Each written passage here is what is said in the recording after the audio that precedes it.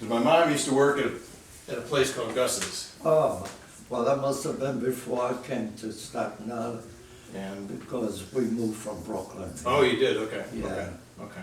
Yeah, and we lived on Richmond Avenue Mhm. and Science Road, one of those apartments there, Mhm.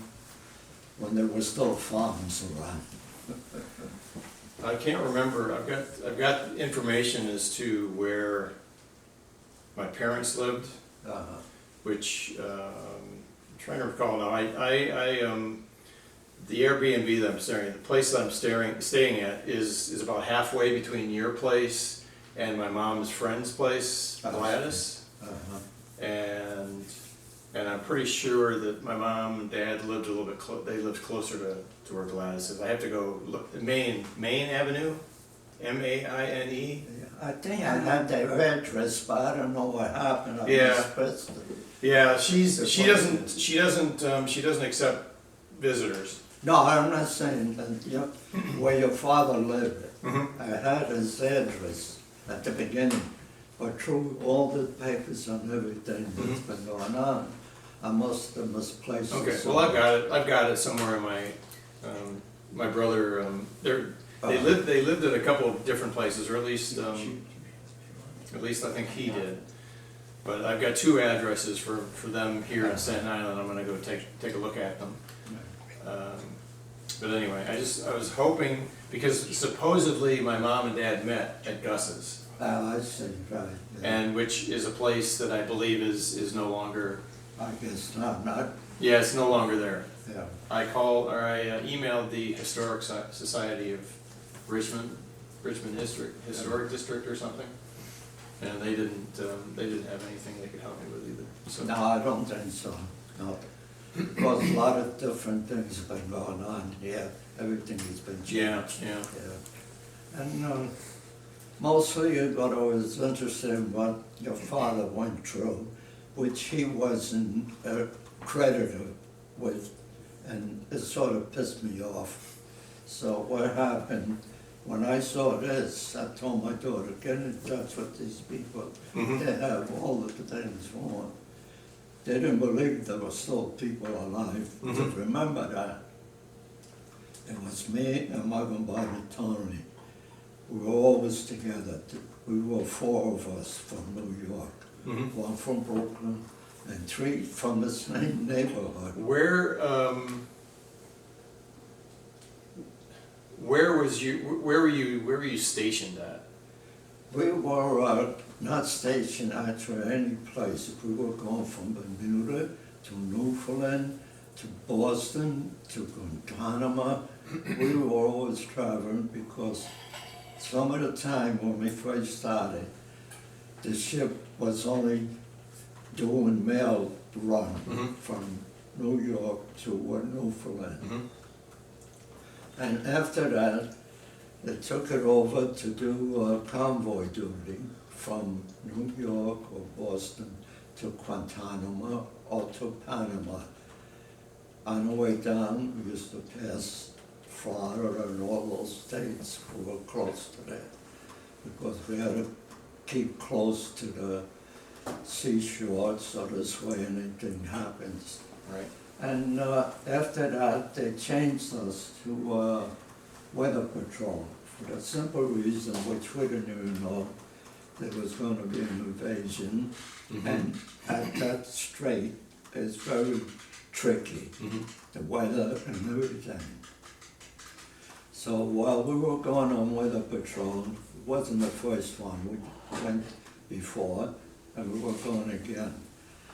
And we happened to hear shells and everything going off. So right away our captain ordered general quarters, everybody to the station, and we saw the ship blowing up like it was Thanksgiving or something. Fourth of July. Everything was going up in the air. Right. And people were jumping off, whether they know how to swim or not. So our captain got as close as possible to them, and they lower a motorboat, which we had on board. Your father hopped into it, took off, got close to that ship, which if it would have blown up, your father would have been. And he did a couple of trips back and forth because he couldn't have taken 14 men on that boat. And that's why they gave him the Navy Marine Corps Cross, which is next to the, what do you call it, highest medal you could get. And your father was always a nice fellow, nobody, you know, the type to show off and that like that. It was nice. He was a soundman, second class.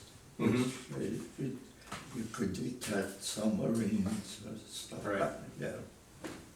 So here's a thing that I'm somewhat confused about. Whenever my dad happened to talk about what he did, Yeah, it's which was very, we didn't talk much at all about his Navy life, but he said that the ship was a minesweeper. No, He said that he worked on a minesweeper.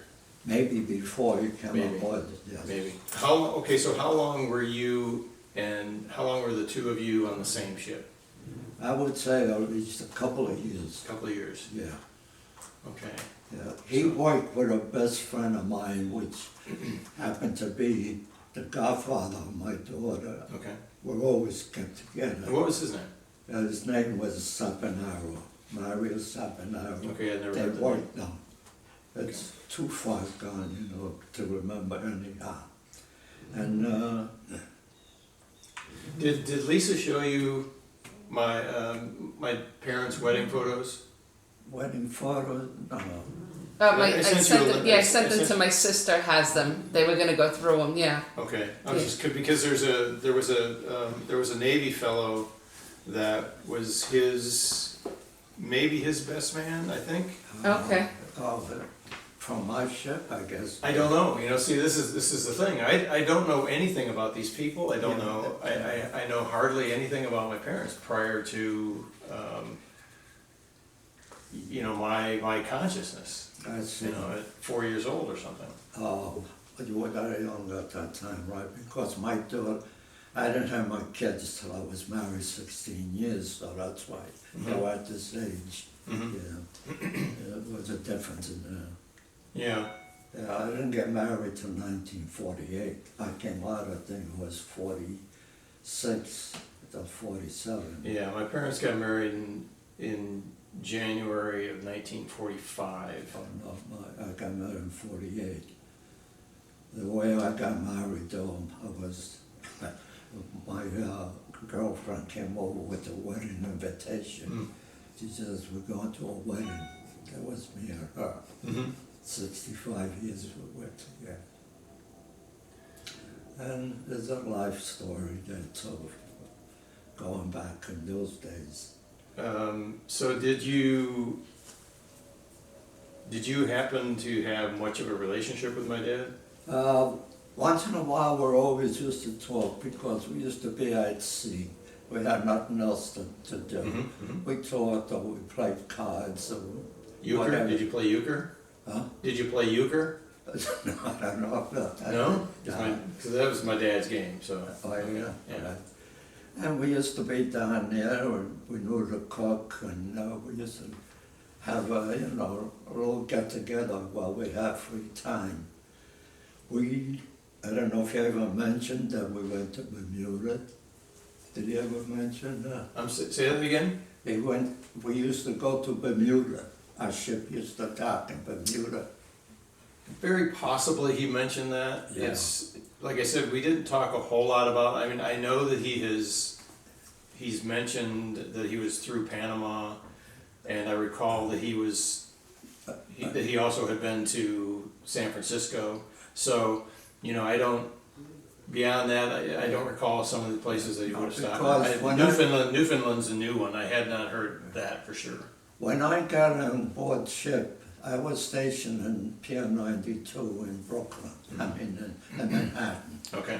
From there, I was put on the ship which was docked in Staten Island at that time. Mhm.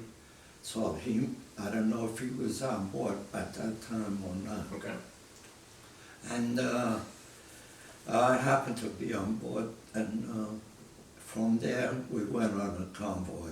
We used to go from, and we picked up the ships at sea, and we just go right down the East Coast. After that, as I tell you, we went on weather patrol.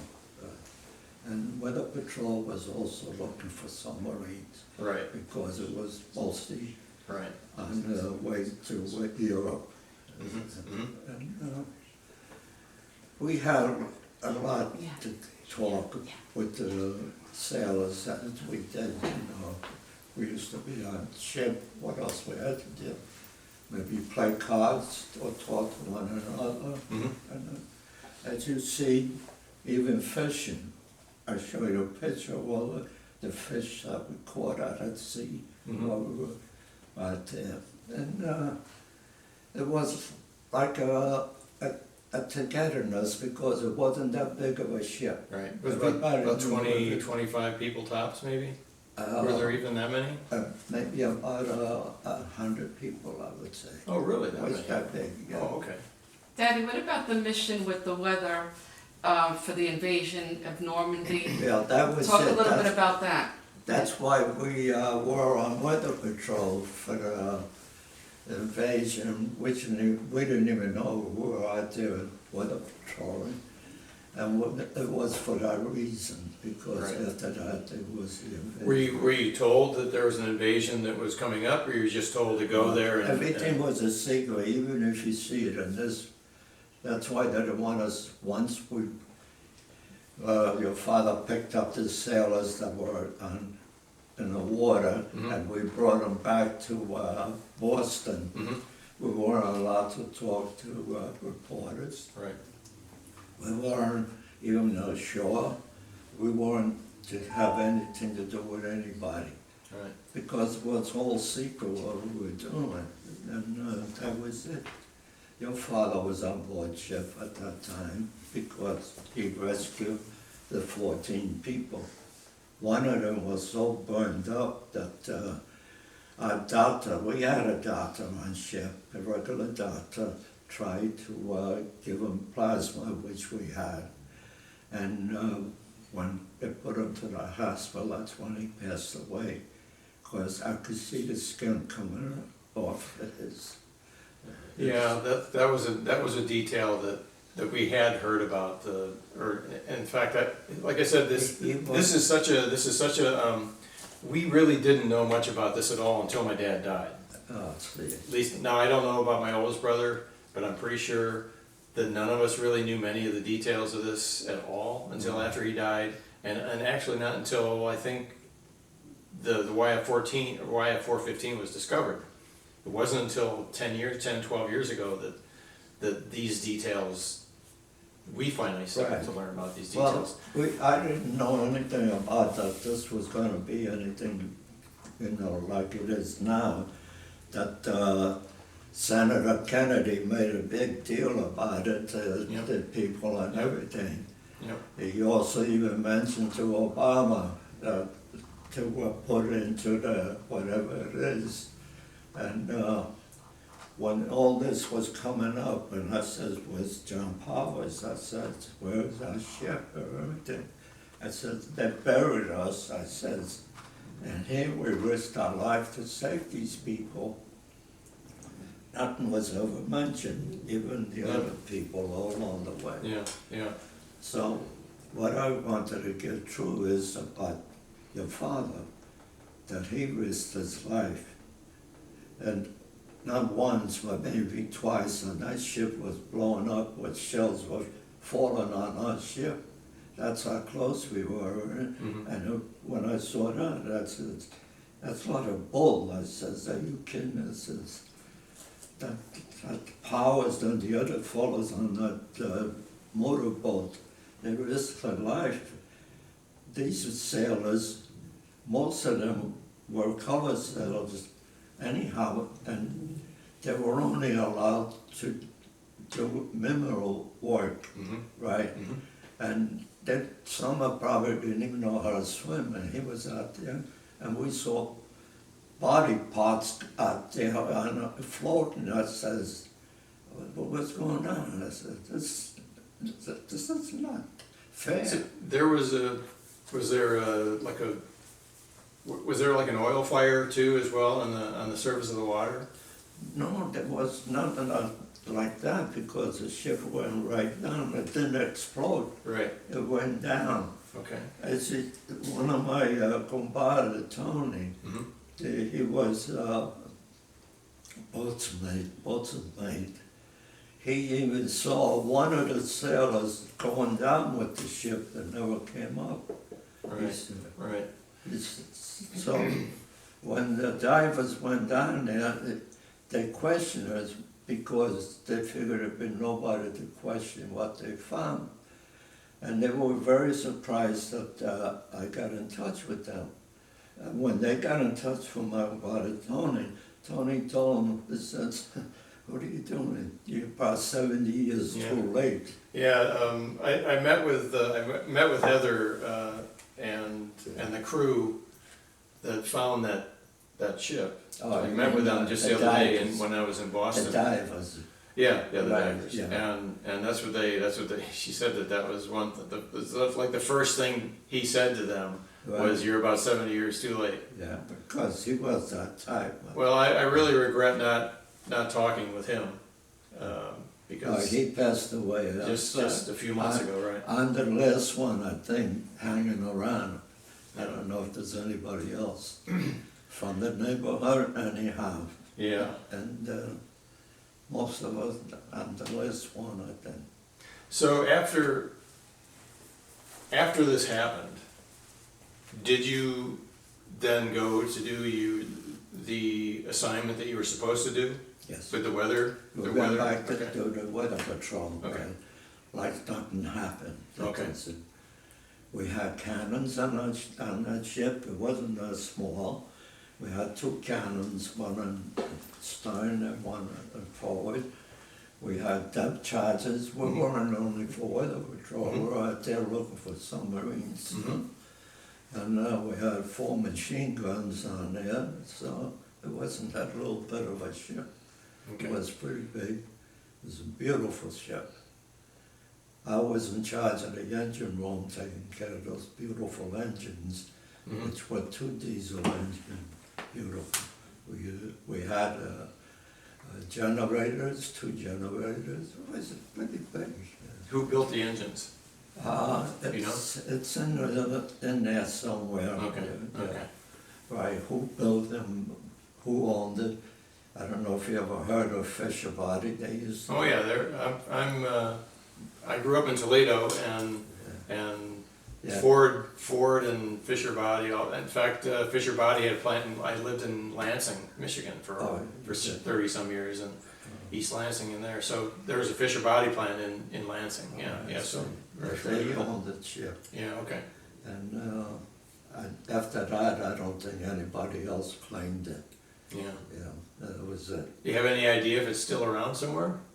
No, there was on all these papers.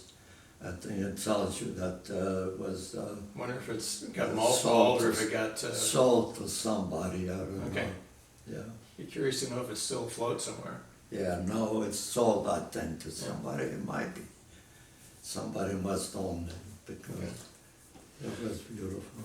How does that tie into the Port Chicago story? That tied up is when I was reading about this. Yeah, how did you find out about the Port Chicago? I don't know where I got that. I What? got that ship.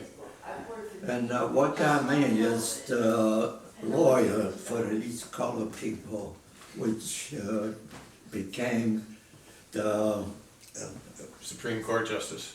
Thurgood. Marshall. right, Yeah. Thurgood Marshall. Well, he was, I think that he took their appeal. I think he did their appeal because he was with the NAACP at that time. I think so. And No, he it was not. said